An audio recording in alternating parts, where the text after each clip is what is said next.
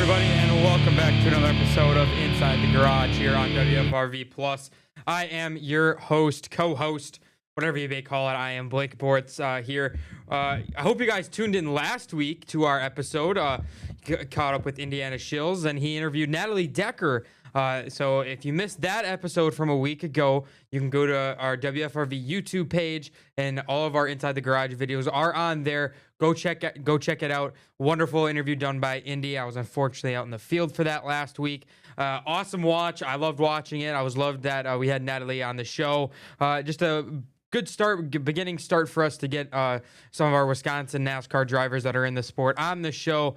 We've got feelers out to a couple of them that me and Indy have mentioned. So, it's something that we're going to be looking forward to as the offseason progresses. It is just me here this week for the episode, and the show must go on, and we're going to continue. Oh, nope, I didn't like that. Don't use that. Hold on, does it say me? It does. Oopsie.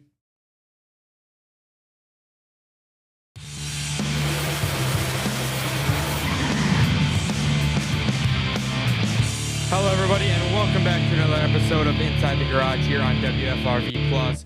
I am your host, Blake Bortz, co-host, whatever you want to call it for my title for this show. Definitely an exciting week last week. If you missed last week's episode, Indy caught up with Wisconsin-born driver Natalie Decker. They talked about everything from racing, how her Daytona experience was last July, what's next for her. Definitely an interesting watch. If you missed last week's episode, or if you missed any of our episodes here on Inside the Garage here on WFRV Plus, head on over to our WFRV YouTube page. You go to playlists, you'll see all of our Inside the Garage shows that we started recently doing that. So if you ever missed an episode, and I highly suggest going back and watching last week's episode, you can find it there. I'm riding solo here today for the show, and we're going to be continuing our series on talking about our driver recaps from this past season as we're counting down the days to Daytona in February. Silly season's kind of been a lull as of late. There's been not really any breaking news towards any of that. Ram announced that they're doing their free agent truck. They're going to be bringing in drivers, however that's going to look and work as we get on into the season. But nothing really on the Cup side to really report. There's been that little bit of a scandal with some of the higher-ups at NASCAR regarding some texts that were recently released regarding their fear of competition with the SRX League. Now, if you forget what the SRX League, it was a league founded by Tony Stewart and Ray Evernham to bring in some drivers, some champions of the sport to come and just race at some local tracks. That kind of fizzled out, and it's something coming to light. NASCAR can't seem to get out of their way in these lawsuits. It's kind of a dark time right now for the sport, but Here for us, between me and Indy, we're just here to talk about the good things going on in the sport. And we're going to continue our driver recap series. 2 weeks ago, we started with the bottom 5 drivers. We're going now with the next 5 drivers. We're going from 31st to 27th in the standings. And that'll kick us off here as we begin the show. Let me get my papers organized here. With Justin Haley and the Spire number 7 car. Excuse me. He finished 31st in points. He had 559 total points, 22 stage points. If I briefly skim here, Haley's best finish was a 3rd at the Daytona Summer Race. He made all 36 starts, completed 92% of the laps, 20 laps led, 1 top 5, 2 top 10s, an average start of 23rd, an average finish of 22nd, 3 DNFs, and I feel like there was a lot of hype around this 7 car. Corey LaJoie started it last year. There was that in-season trade a year ago that saw LaJoie go to Rick Ware. Haley went to Rick Ware, who then came back over here to Spire, and seemed like things were going to be okay coming into 2025. And it looked that way. They signed champion crew chief Rodney Childers to the team, and after race number 9, he left the team, and that was the backbone kind of that.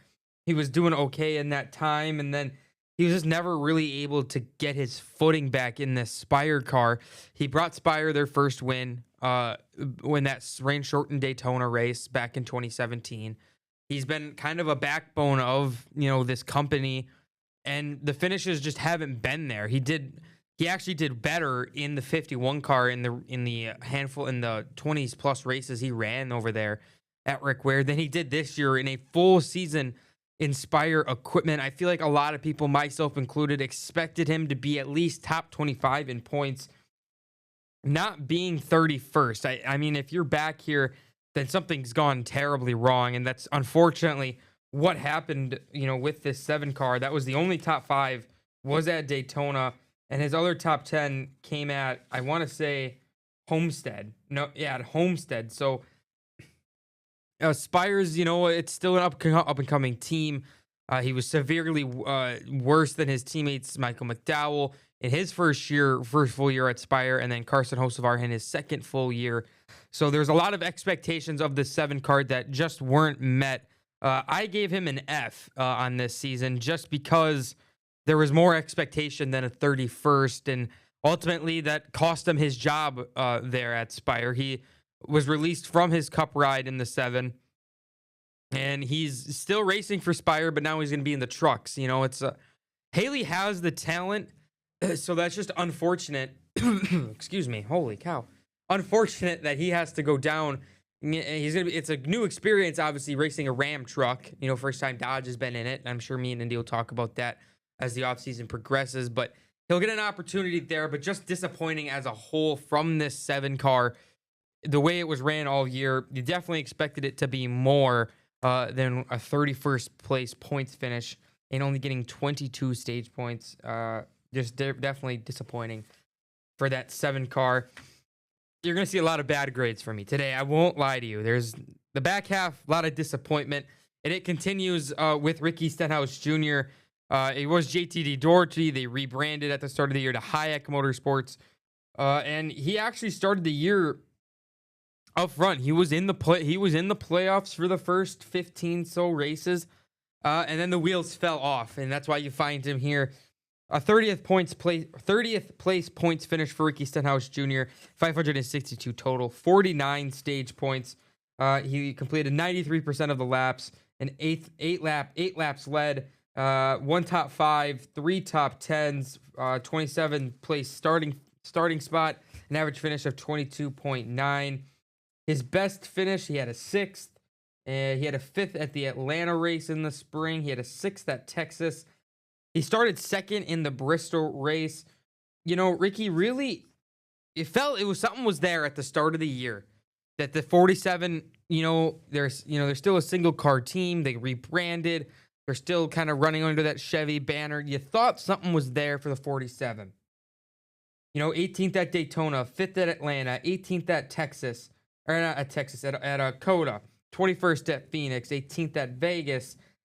Some average finishes there, but then a 12th at Dega, 6th at Texas, 11th in the Coke 600, and then it was just 39th. His finishes didn't warrant where he was in points, and his last 5 races, a 19th, 14th, 38th, 27th, 17th.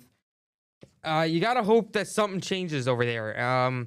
There was rumors he was linked to the 7 to go to Spire. He was linked to some other Cup Series rides. As of right now, he's still scheduled to be in this 47 car, but definitely not where you want to be. 30th in points as a single car team. Ricky's, long time, in the sport. He won at Talladega a year ago in that playoff race. It just seems more and more evident nowadays. Ricky is not that good on the short tracks, on any other track but restrictor plates. All of his wins are between Daytona and Talladega, nowhere else in the Cup Series. And I feel like little people forget, he was a 2-time Xfinity Series champion. I mean, that was back in 2011, 2012. But still, I mean, he's just turned into, a long-standing mid-pack guy. He's turned into kind of a Michael McDowell at this point in his career where, besides the road course expertise that McDowell has, it's really reliant on the super speedways, which is honestly frustrating. He was Roush's #1 prospect coming up, and to see where he is now and just not being, the next hyped up driver and seeing this is where his career is definitely not what you want to see. But, I give Ricky Stenhouse a D+ because you expect more for him. You expect him to, have more than 3 top 10s. and one top 5. If I can pull it up here quickly, just looking at, from his year to year, this, I feel like this year is just a down year for the 47 driver. You would think that for doing this for as long as I have, I'd be prepared. It's a busy day here. We're recording this on a Tuesday. It's been a busy day. That's all I gotta tell you. Ricky Stenhouse, this isn't what I want to see. Career statistics. It's loading. Here we go. He had 6 top 10s a year ago. He had 6 top 10s a year ago, 3 top 5s. He had back-to-back wins in 23 and 24. No.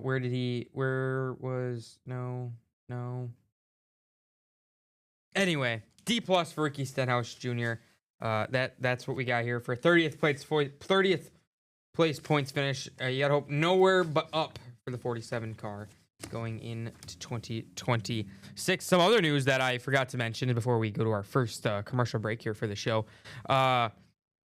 Trackhouse unveiled new numbers for all of their drivers. Big news there. Ricky. We're still talking about Ricky for some reason. Connor Zilisch will move to the 88 car that was driven by Shane Van Gisbergen a year ago. And then Shane Van Gisbergen, that means he has to pivot.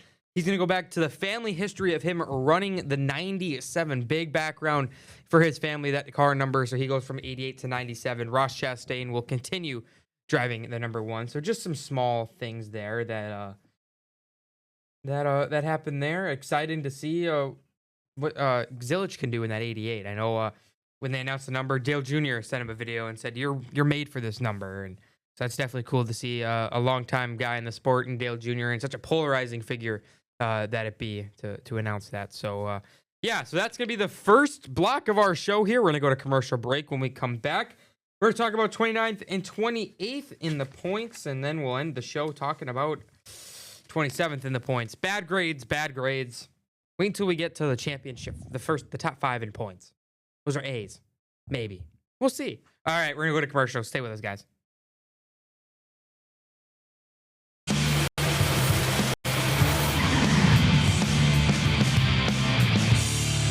Well, when you hear my voice, you know that means we're back from commercial break, and we're going to get right into it. Daniel Suarez in the number 99.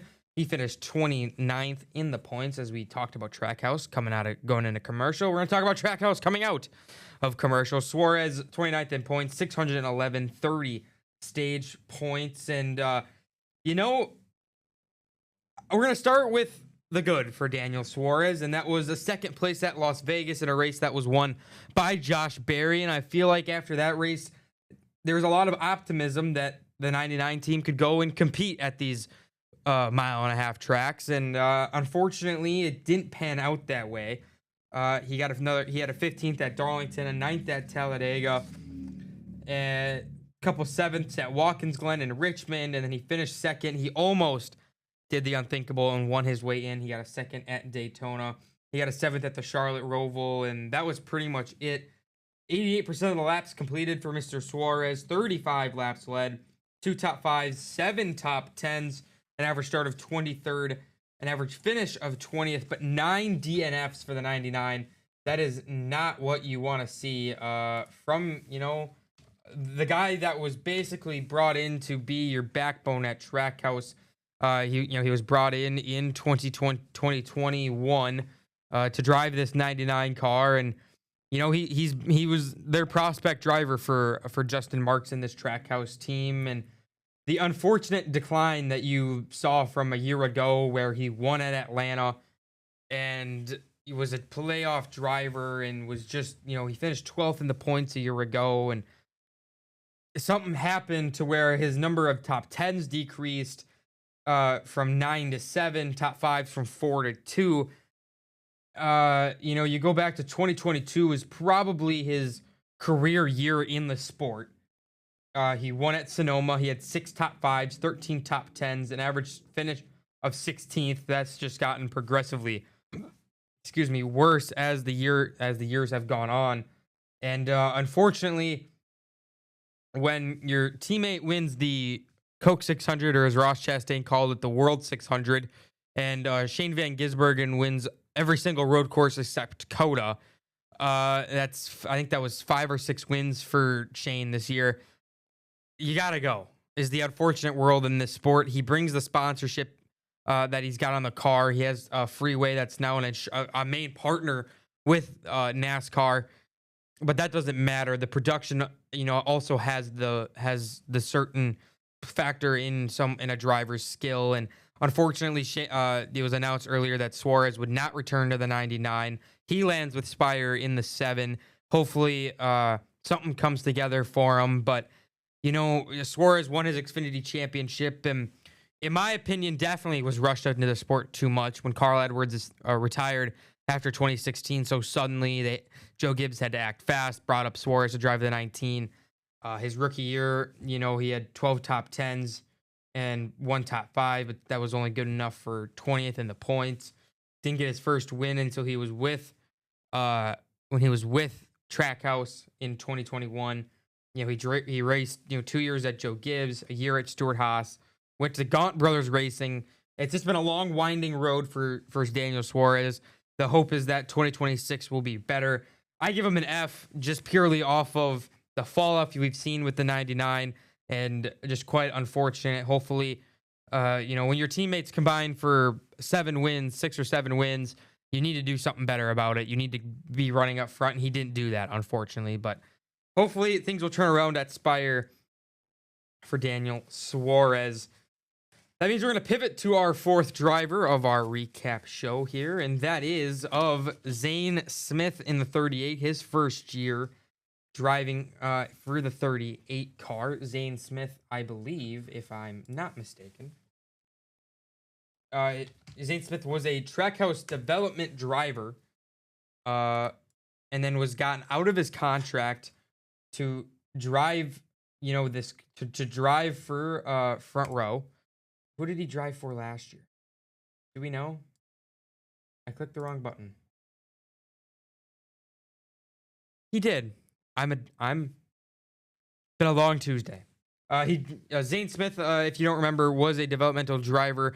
He drove the 38 for Front Row in the Truck Series, and then signed on with Trackhouse to be a developmental driver and to race with them in the future.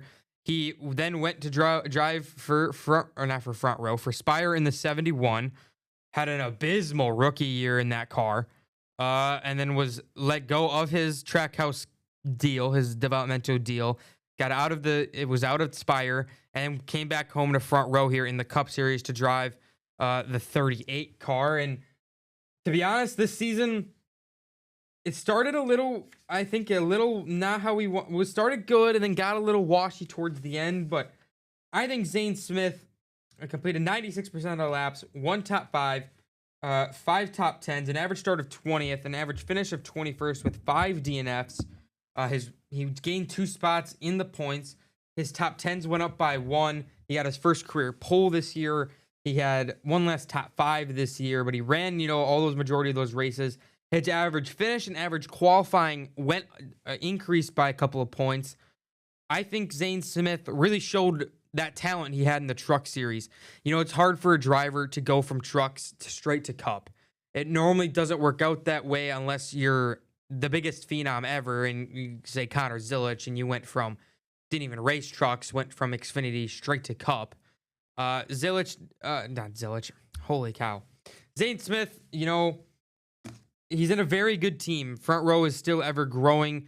The struggles you saw, when you add in a third team for the first time in a handful of years with Noah Gragson, your resources are stretched thin. You saw that a lot with Front Row and learning how to adapt with those 3 teams as a whole. We talked about Noah Gragson 2 weeks ago. We're back on to Zane Smith here. We're moved on to Zane Smith. And I think it's there. I think all the pieces are there for this team. 11th at Atlanta to begin the year, 9th at Phoenix, 11th, 16th, 12th at Homestead, Martinsville, Darlington, 7th at Michigan. He ran well there. A 7th at Atlanta. I know it's a drafting track, but 11th at Richmond, a 3rd at Bristol. He had a 9th at Talladega. He ended the year not the strongest way. I give him a C+. I think Zane Smith has everything he needs at front row to become a playoff driver. Now, do I think he will?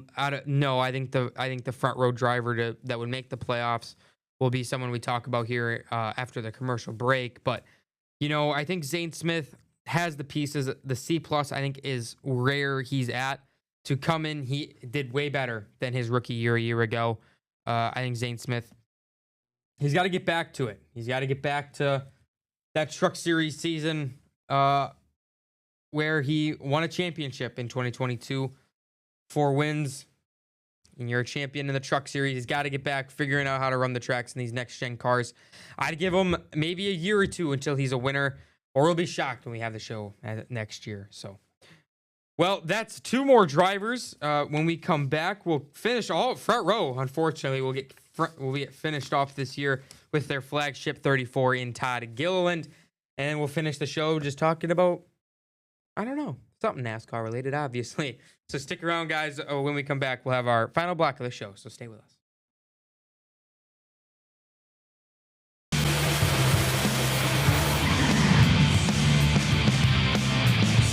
Boy, do I love NASCAR. I just do. You love NASCAR. It's the worst time of the year, unfortunately. You're in the off season.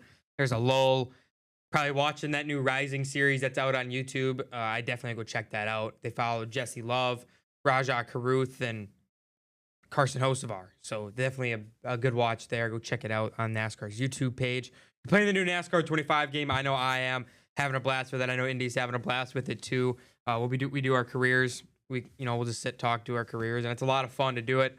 He's an ARCA champion now. He's taking it nice and slow. He's an ARCA champion. He loves to brag. I don't have an ARCA championship in that game. He does. So he loves to hold that on me. So anyway, as you see on the screen here, it is Todd Gilliland. He finished 27th in his first year in the flagship 34 car. Frustrating is the word I have to describe the year that Todd Gilliland had in the expectations. A rough start for the 34 team. He completed 98% of the laps, 1 top 5, 5 top 10s, an average start of 25th, an average finish of 20th. The stats kind of show it was the same season for Todd, but I beg to differ on my end. I think it was a worse season. You move to the flagship car of your company, of your team. I'm going to move the camera down. Oh, wrong way. Why am I doing this now? I don't know. But, you get tasked with driving the flagship car for your team.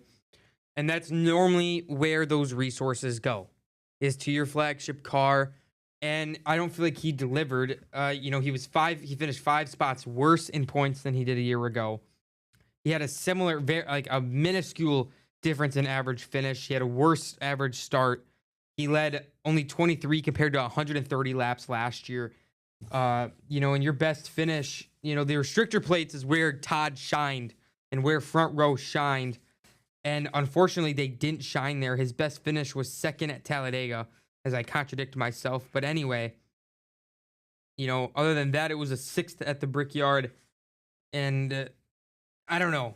I expected a lot more out of Todd because Michael McDowell shined so well, winning the Daytona 500, for them, winning at the Indianapolis road course. He did so well in that car to leave. You thought it was time for Todd. He's grown and he's done it so well that he's going to go and succeed in this 34. And he unfortunately didn't. He was outshined multiple times by Zane Smith, a couple of times by Noah Gragson, by both of them. You would have thought Todd would have done better. So my hope for him for 2026 is to, keep grinding, keep being competitive. I would imagine he doubles his top 10s, and he can only double his top 5s from 1 to 2.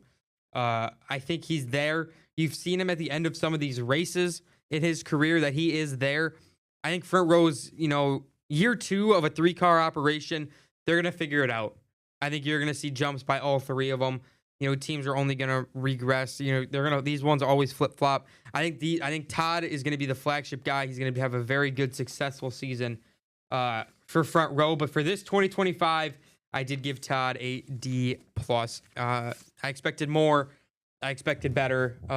And the stats don't lie sometimes, but I think Todd's gonna have a way better 2026 than he did a 2025. So that's what we have for those drivers in terms of where they are in points for our recap.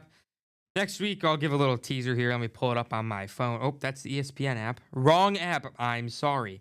We're going to just quickly see how fast it loads.